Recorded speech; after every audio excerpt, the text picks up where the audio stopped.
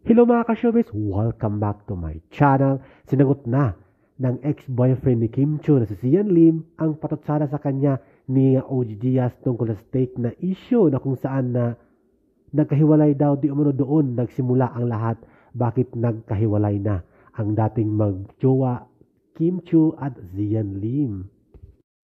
Ayon sa ex ni Kim Chiu na si Sian Lim, ayos naman ang lasa ng steak ni Kim Chiu, subalit may nahanap na timpla at panlasa itong si Sian. At sinabi doon at sinabi ni Sian na dapat maging masaya na si Kim Chiu sa kanyang bagong relasyon, Sian Lim at Iris na isang direktor sa GMA Network.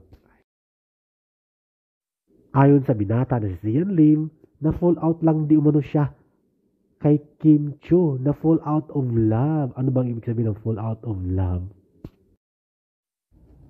Fall out of love, parang, for me, parang napipilitan ka lang mahalin ng isang tao.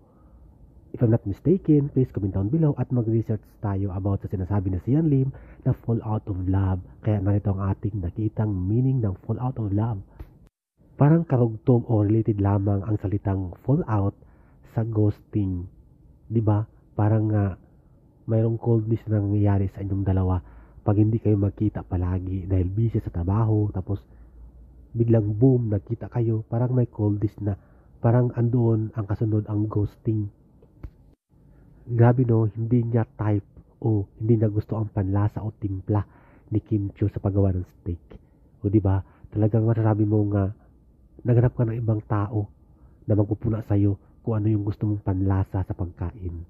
O diba, at nakuha daw di umano ni Sian Lim ang panlasang yon doon sa Iris, doon kay Iris na isang direktor sa GMA Network.